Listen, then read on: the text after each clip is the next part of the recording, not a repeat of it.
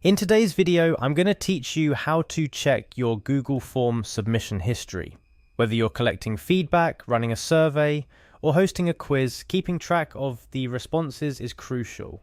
And thankfully, Google Forms makes this process straightforward. So let's dive in and see how you can easily access all the submissions for your form. First things first, you'll need to navigate to the Google Forms homepage. Begin by going to docs.google.com/forms. If you're not already signed into your Google account, you'll be prompted to do so. Simply click on the Sign In button, enter your email address, click Next, then type your password, and finally click on Sign In again. It's a familiar process if you've used any Google service before. Once you're signed in and on the Google Forms homepage, it's time to find the form whose submission history you're interested to review. You'll likely see a list of your most recent forms, or you can use the search feature to quickly find the one you're looking for. When you've found your form, click on it to open.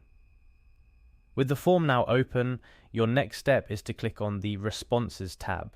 This tab is usually located at the top of your form and is your gateway to viewing all the collected data. Google Forms does an excellent job of organizing this data, making it easily accessible. After opening the Responses tab, you'll see an overview of the collected responses.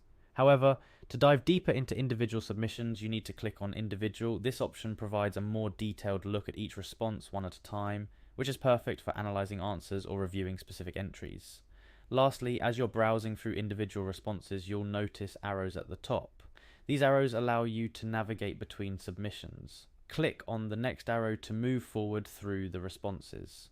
This feature is especially useful if you're looking for patterns in the answers, or if you need to review all submissions systematically. And there you have it.